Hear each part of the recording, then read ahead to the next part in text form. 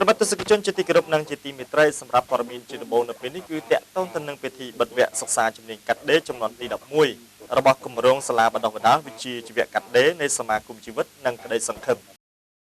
នៅព្រឹកថ្ងៃទី29ខែធ្នូឆ្នាំ2015នៅសមាគមជីវិតនិងក្តីសង្ឃឹមបានប្រពៃពិធីបិទវគ្គសិក្សាជំនាញកាត់ដេរចំនួនទី11របស់គម្រោងសាលាបណ្ដុះបណ្ដាលវិជ្ជាជីវៈកាត់ដេរនៃសមាគមជីវិតនិងក្តីសង្ឃឹមក្រោមព្រះអធិបតីភាពព្រះដៃជាគុណណាល់ជុំចៅអធិការវត្តនៈនិងជាប្រធានកិត្តិយសសមាគមជីវិតនិងក្តីសង្ឃឹម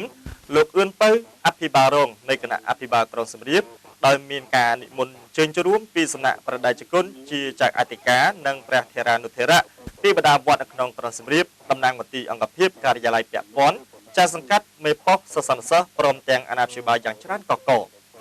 យោងតាមរបាយការណ៍របស់លោកស្រីកុយវ៉ាន់លឹកប្រធានគម្រោងនិងជាគ្រូបណ្ដុះបណ្ដាលផ្ទាល់នៅក្នុងសាលាបណ្ដុះបណ្ដាលវិជ្ជាជីវៈកាត់ដេរហាកហៃយ៉ាត់សៀមរាបនិង LHA បានដឹងថាគោលដៅចម្បងនៃសាលាបណ្ដុះបណ្ដាលវិជ្ជាជីវៈកាត់ដេរគឺដើម្បីពង្រឹងគុណភាពជីវិតដល់យុវតីនិងស្ត្រីងាយរងគ្រោះតាមរយៈការផ្ដល់ជំនាញវិជ្ជាជីវៈព្រមទាំងបំណិតជីវិតដើម្បីលើកកម្ពស់សមត្ថភាព gender និងផ្ដល់តម្លៃដល់ស្ត្រីក្នុងសង្គមអ្នកគ្រូបានបន្តថាចាប់តាំងពីបង្កើតសាលាបណ្ដុះបណ្ដាលវិជ្ជាជីវៈនៅក្នុងឆ្នាំ2006មកដល់ពេលបច្ចុប្បន្ននេះសាលាបានផ្ដល់វគ្គបណ្ដុះបណ្ដាលជំនាញកាត់ដេរដល់យុវតីនិងស្ត្រីក្រីក្រនៅជំនាញខេត្តសៀមរាបបានចំនួន11វគ្គមានសិស្សសរុបចំនួន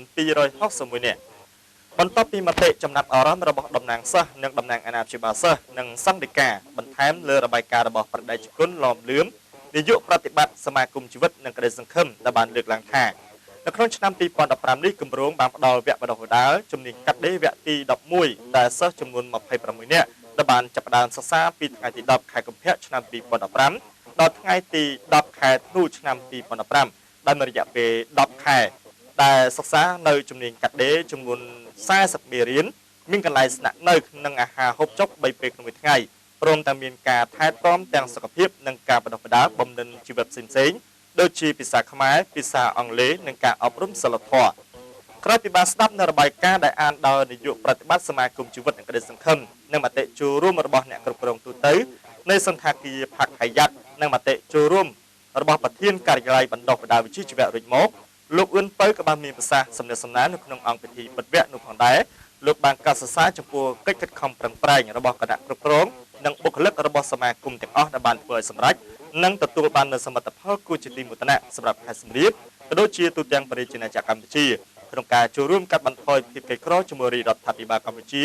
ជាពិសេសគឺបានផ្ដល់នូវចំណេះជំនាញទៅដល់យុវតីនិងស្ត្រីងាយរងគ្រោះតាមរយៈការផ្ដល់នូវជំនាញវិជ្ជាជីវៈ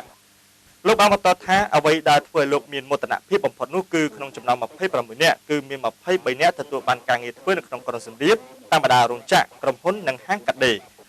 លោកអឿនពៅក៏បានផ្ដាំផ្ញើទៅដល់សិស្សជំនាញកាត់ដេរទាំងអស់ត្រូវចងចាំនិងសន្និការផ្ដាំផ្ញើរបស់ប្រដេជគុណប្រធានសមាគមជីវិតនិងក្តីសង្ឃឹមដែលឲ្យក្មួយៗត្រូវយកជំនាញរបស់ខ្លួនប្រកបមុខរបរចិញ្ចឹមជីវិតក្នុងការកសាងនូវផ្លូវល្អស្មោះត្រង់និងគ្មានការកេងប្រវ័ញ្ចផ្សេងៗ